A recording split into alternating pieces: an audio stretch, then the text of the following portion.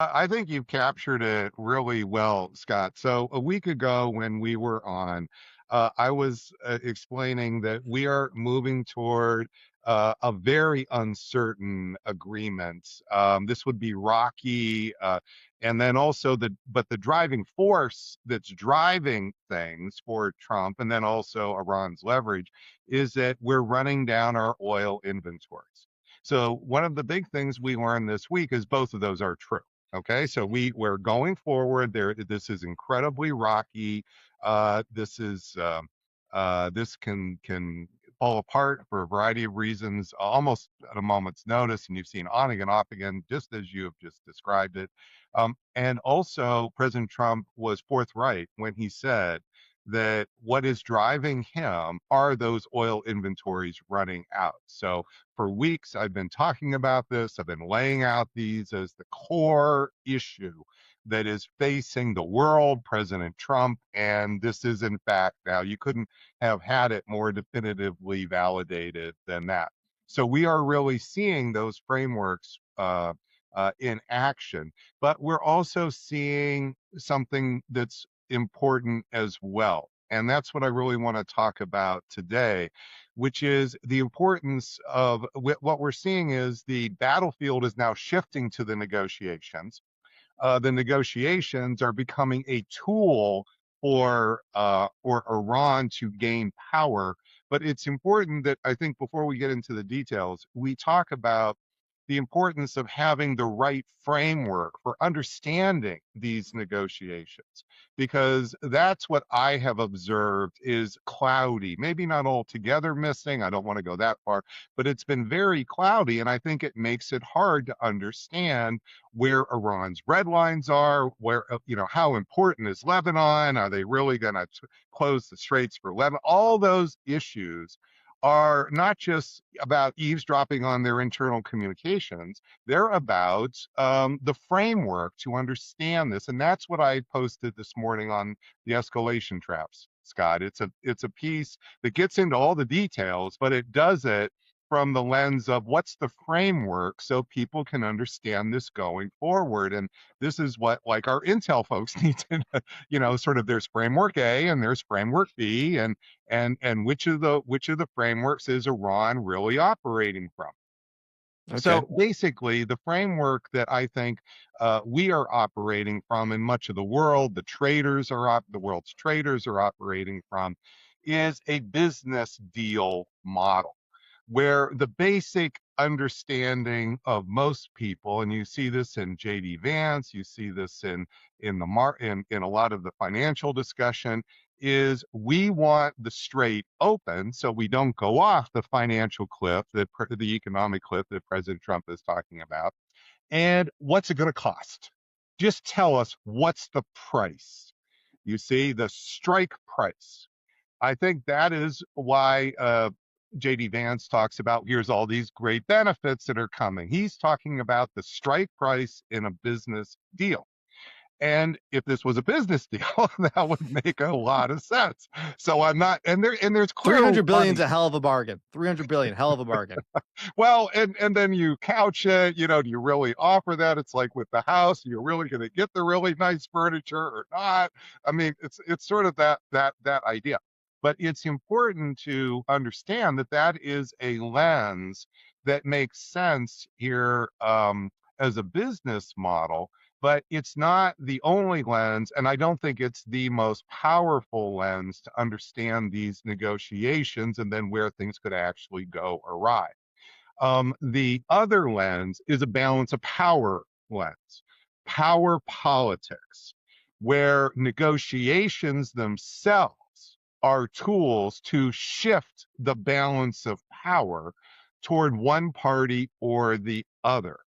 So we might think, let's say, for instance, we say, well, this war is ending, and so this is just about the post-war reparations or money that's going to change hands. That's back to the business deal model. But the problem with that model is when wars end, say the Versailles Treaty, say the Cold War ends, there's money that often is changing hands. I'm not saying money plays no role. That's not what I'm saying. I'm saying there's an overarching framework which is shifting the balance of power, locking it in for the victors. They want to lock in their power. They don't just want to say, well, hey, we fought this war, we won, and now, oh, the loser gets to go off and become powerful again. Now, you might have a problem locking in the loser for decades and decades, but you typically might look out over 10 years and want to lock in your loser. So, in the case of the Versailles Treaty, 1919, this is literally where President Trump signed the MOU. It's literally in the palace, the same palace here. This is a, I know it's, you can't make this I stuff wonder what up. their booking fee is. It's gotta be astronomical. Got, Or maybe it's just a brand you asset at got this to point. I get don't your know. podcast in Versailles. Ah, So that's what we're missing. We need to record live from Versailles. I'm telling you, this would go. It's worth it. It would be worth it, Scott. So anyway, and I'll be there. You got Nice. me. So anyway, Wonderful. but what that deal wasn't just reparations, which of course it was. It was about keeping Germany down for 10 years, to really keep it down. That was the idea. Okay. And notice it also planted seeds of resentment in the 30s and so forth. So you keep that state down, man. You rub it in like that. That may feel good for 10 years, okay, but history, that's not that long. And so bad things can anyway, but also the end of the Cold War. So we end the Cold War, and when the Bush administration is ending the Cold War and James Baker, these are not just business deals. These are the Vulcans. These are the realist par excellence. All right. And then Bill Clinton, he's sort of like the realist with the velvet glove. Oh, Mhm. no, we're just going to be so nice as we roll NATO right into the middle of Bill Clinton is a Republican with a different PR firm. well, just point out, and then you look back and you hear this now all the time, which is that rolling in of net that looked good at the time. Okay. But then what happens 15 years, 20 years later is you get Putin coming back with the Ukraine war. Okay. Why? Because of that. So I'm not trying to say that the balance of power always leads to stability. In fact, that's the tricky part of this, but it is the way to understand what's occurring. So this morning I go through point by point by point the MOU. I explain the specific articles and how the specific articles front load all the power benefits to Iran. You see, Mhm. so if you look at this, you've kind of got, how we talked about dueling clocks with the blockade. Well, here you've got dueling frameworks. You've got JD Vance, who's operating what mostly from a business framework, where here's all these great benefits you're going to get down the road, okay? And he keeps focusing on holding out the carrots, you see. But what is happening in the shorter term, the nearer term, is the actual things that are happening. The ceasefire in Lebanon, shutting down Israel's operations in Lebanon, billions of dollars, reportedly $6 billion up front. Yes, it's going to be funneled. We're going to see Iran have to buy grain from the farmers that then they can immediately sell and buy in big drones. So the idea that you're walking, this idea, again, you got to see this with a little bit of Mhm. realism here about how these things work, and we know a lot about that. And then but if you then look at and those are power benefits, and I'll explain those a little bit more for Iran here. But if you look at then the other side of what is the things that we want, we're holding the big carrots out. It's the stop enrichment. Stop enrichment. I didn't say freeze it. I mean, I don't mean just sort of we're going to limit it to 3.67%. Okay. And what you're seeing is there's nothing in the MOU that actually, even hints that Iran is actually up for that. And there's nothing in Iran's behavior. And this is what led the Iranian president over the weekend, or what his statement was over the weekend, which is Iran's not giving up enrichment. It's not. Mhm. And then that is what led President Trump, when he was read that speech by the Iran president, that's immediately what triggered it. And we know because, and I, have to say I have to follow this very closely, but we know because the Fox reporter who read it to Trump was right there when he read the president of Iran's speech, and then Trump immediately responded in all these, this a kind of avalanche of threats, every possible threat you could imagine, including killing the negotiators in Switzerland, the Iranian negotiators. So anyway, but Bold move. you could see right away that once you have the power framework in mind and you compare it to the business deal model, you get a clearer understanding of what is, sort of each side's behavior is, why things seem to make sense. And so let's just kind of keep this going on the power model from Iran, which is, well, what I'm explaining here, and I've been saying for some time, is Iran is on a trajectory to become a rising power in the region, the dominant power in the region. I've said over a year or two, it is on the trajectory to emerge as the fourth center of world power underneath the United States, China, Russia, and then it would be Iran. And I've been saying this for months, okay? Well, this is exactly what this MOU is. It's a roadmap for Iran gaining regional primacy. And what would regional primacy be about? What are the foundation elements of regional primacy, just so that we understand that? And this is not controversial, as all realists would, I think, basically sign up to this. So I'm not inventing this element here. I'm stitching it all together. So what you have, number one, is you need an economic base. You need a foundation for your power. And normally we think, well, that's the internal part of an economy, and that is how we have judged this here. But it's not always that. I just want to point out when Prussia became Germany, this was not just Prussia. Things happened, the railroads came in, things happened that were broader than that. Geography played a big role in that. This guy, Halford Mackinder, wrote a famous piece in 1904 in British Journal of Geography called The Geographic Pivot of History, where he's explaining all this here. But basically, what Iran is doing with its economic base is not just its economy, it is Hormuz. And that's why Hormuz matters so much in power terms, not just like making some extra change here. So that's the economic base. You see what I mean? Then you say, well, okay, a lot of countries might have an economic base, but what makes them a regional power? They have a sphere of influence. And that sphere of influence, Iran has been articulating for weeks now in what they call the resistance belt.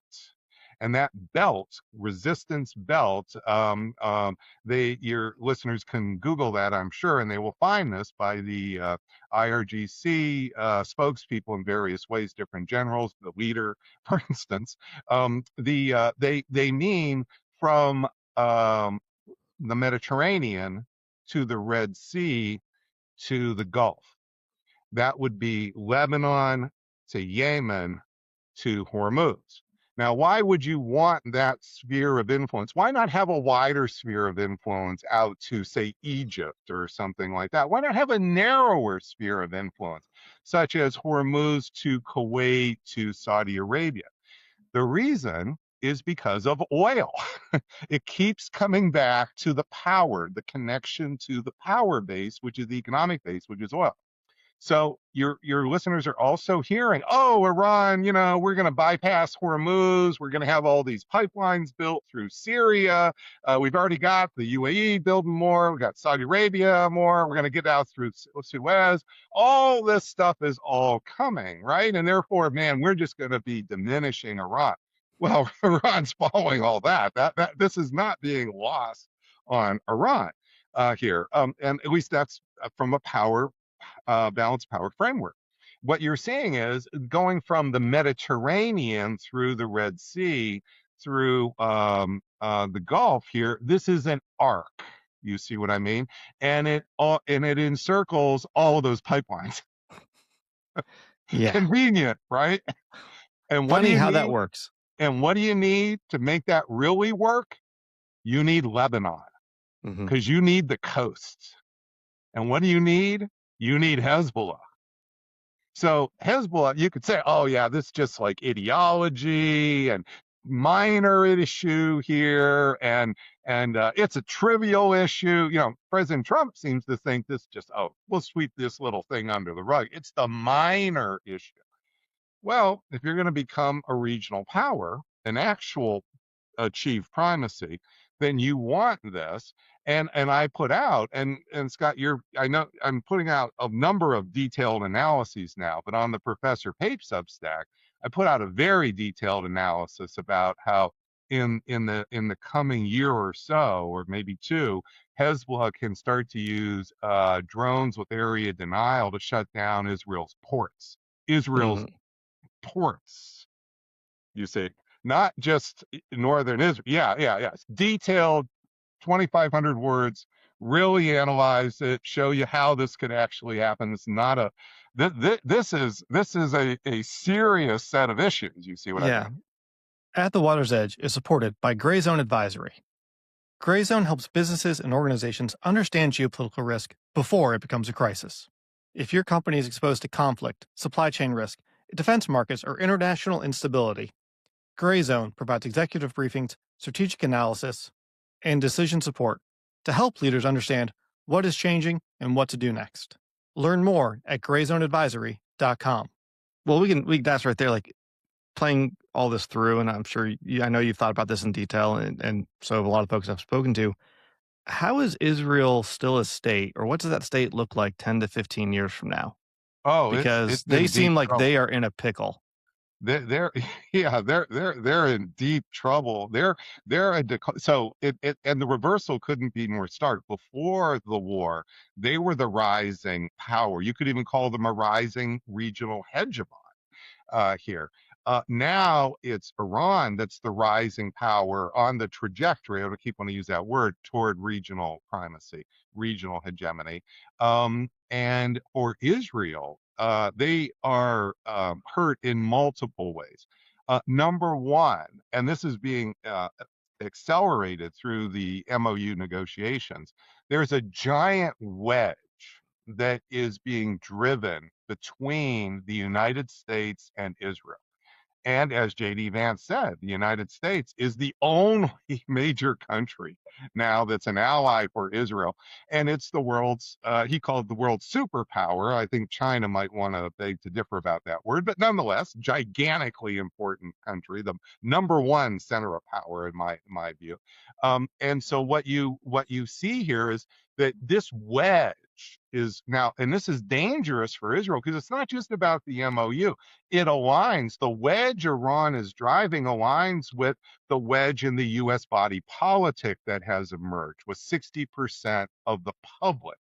You see what I mean? So for Israel here, they are in real trouble as they go forward because they're at risk, maybe not in the next couple of weeks or though possibly in the next few weeks, but they're at risk over the next year or so of truly losing that benefactor, and that is an enormous amount of money.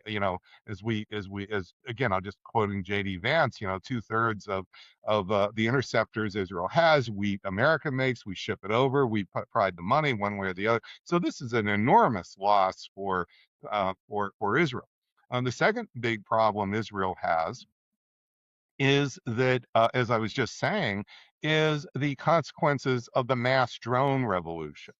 So there's a new revolution. This is not just the 1990s. There's a new revolution here, and that mass drone revolution is going to make Israel vulnerable in ways it has not been vulnerable before, and could be vulnerable at multiple axes at the same time here. So this is issue number two.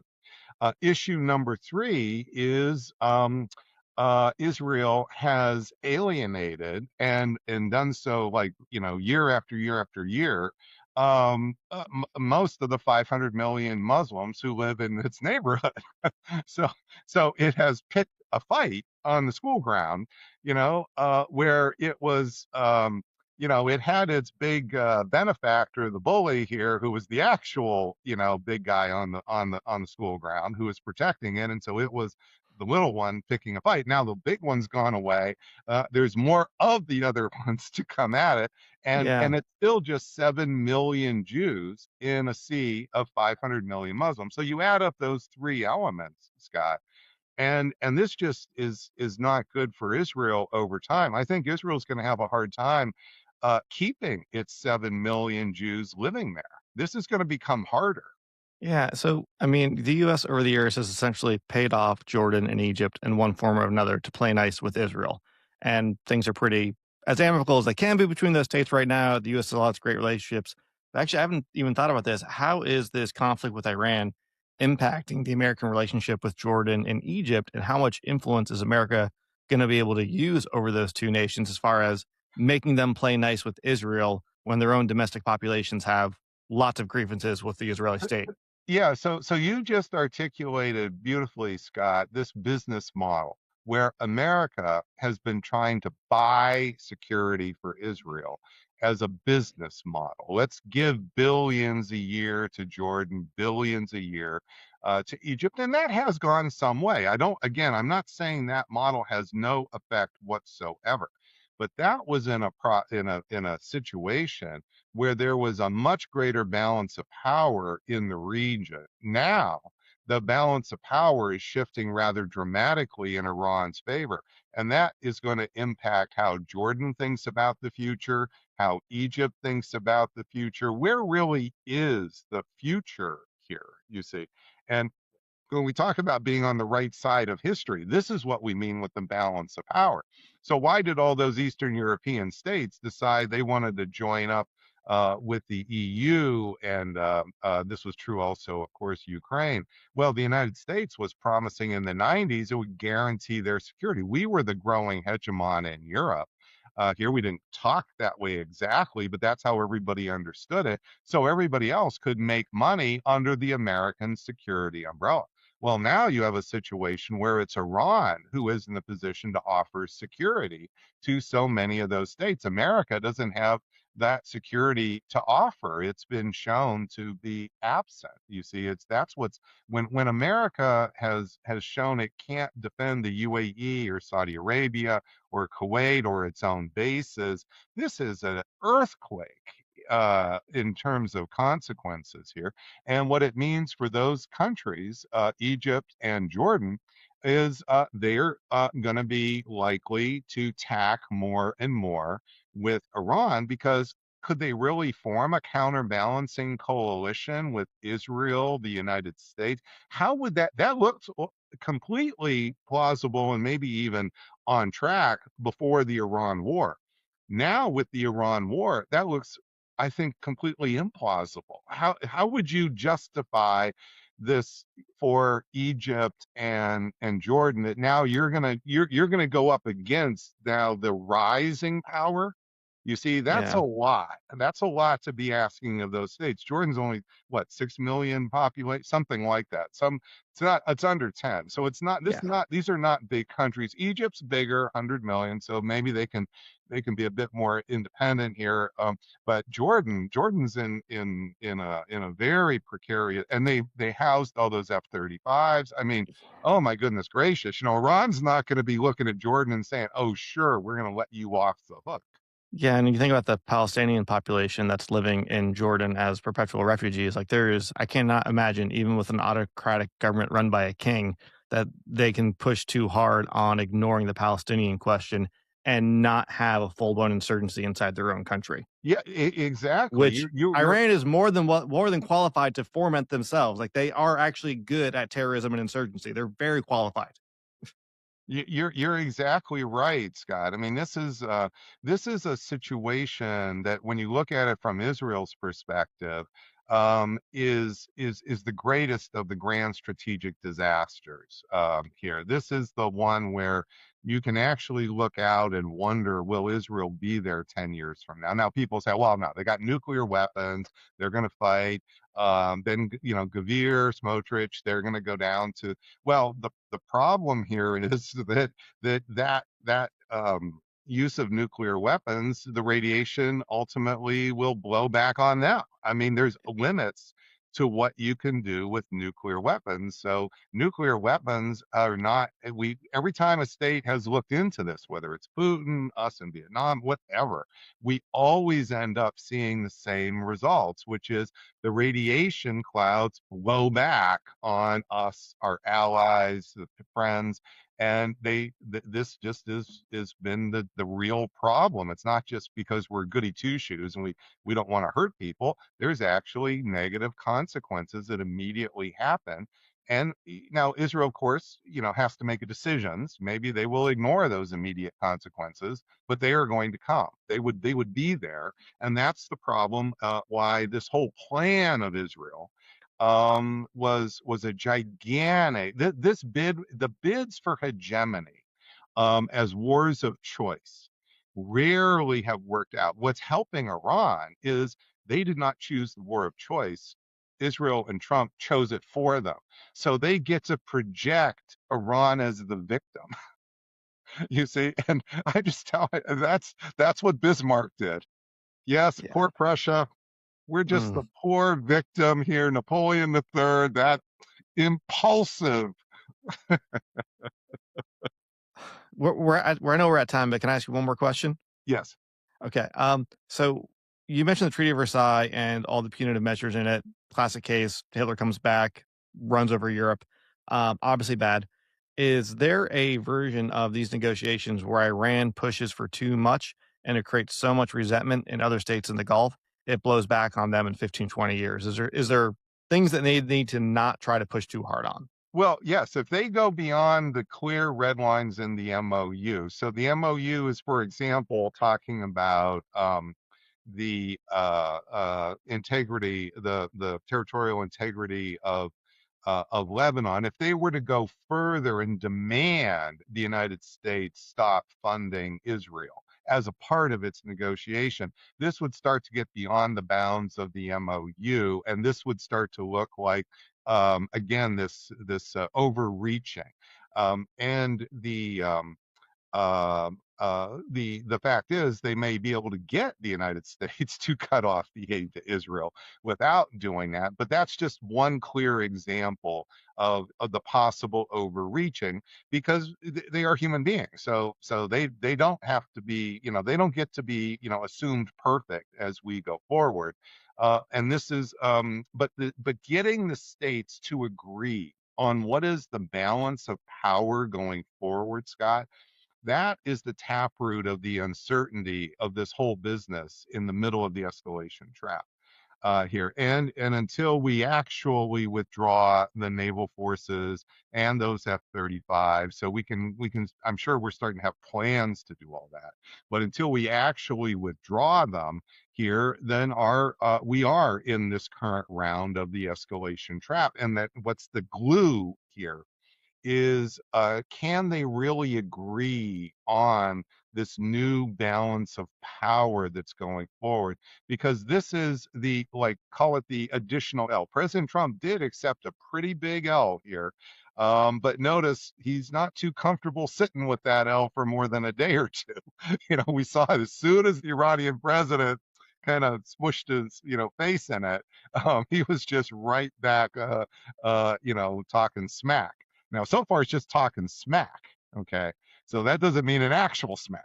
All right. But President Trump has been known to to go off that end as well. So we just have to, see that we're in the middle of the escalation trap.